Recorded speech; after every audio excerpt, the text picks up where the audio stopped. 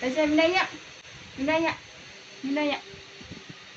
Ui, dia muka tak perhati. Minayak. Minum. Adik. Adik minayak masak. Adik minayak masak. Tak mau, ibu tak mau. Adik minum. Adik. Raisa.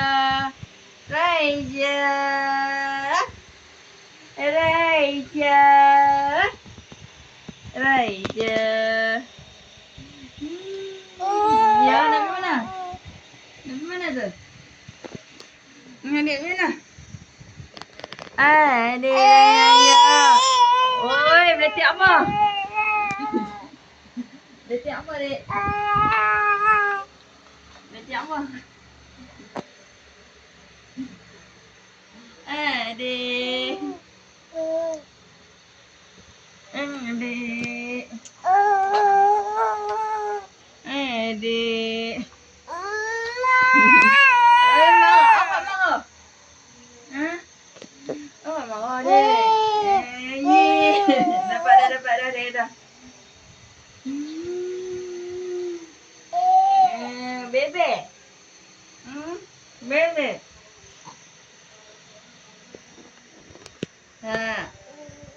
Buat apa tu? Adik buat apa kat bebek tu? Adik.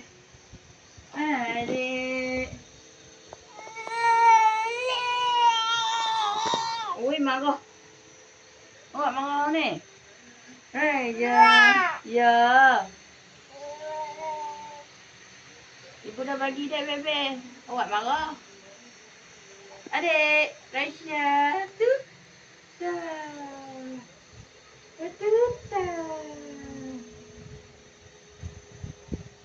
Dek. Adik, ni tengok ibu.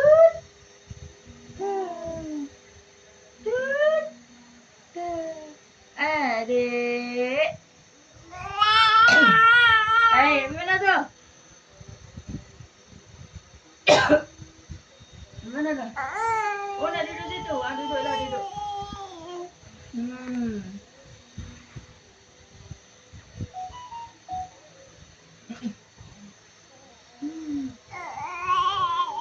Masuk kamar. Semua buang. Ibu buang elok, adik buang.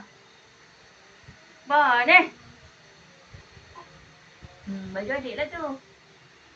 Tu kan nak makan ni. Tu baju.